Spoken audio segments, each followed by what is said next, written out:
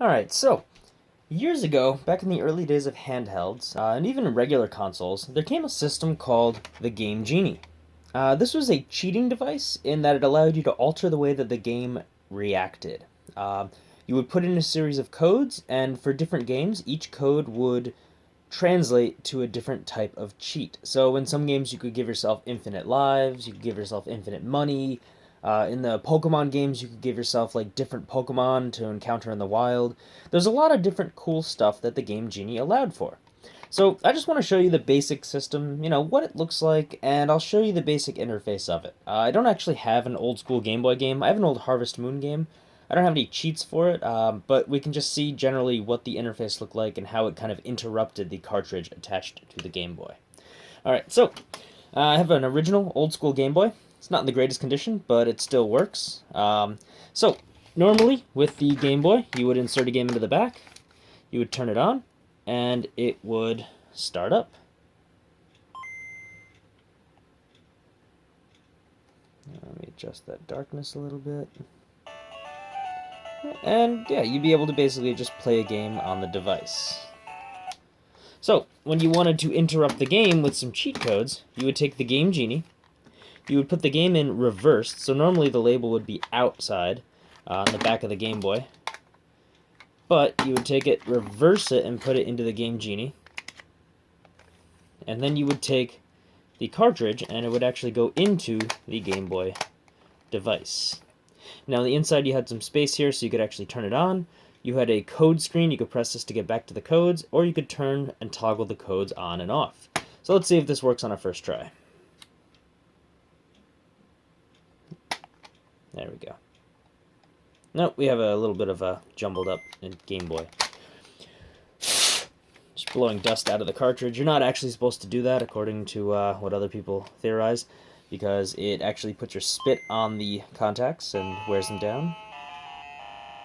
But this is the Game Genie, invented by Codemasters.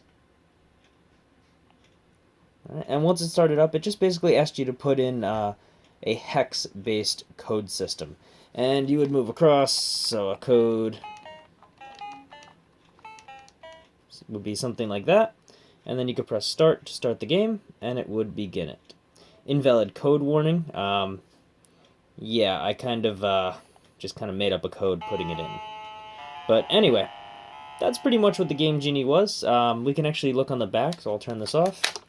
And we can see that there's actually a code booklet included into the back of it.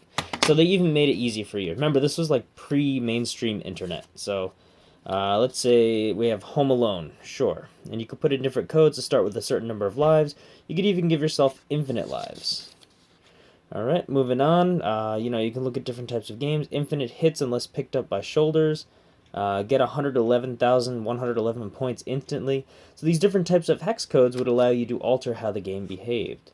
So even like Super Mario Land, infinite lives, starting with a certain number of lives, fall much slower, stay as large Mario, run through all objects, switch off when trapped, always have the Powerball, infinite timer. So there's a lot of cool stuff that you could do to kind of cheat at these types of games.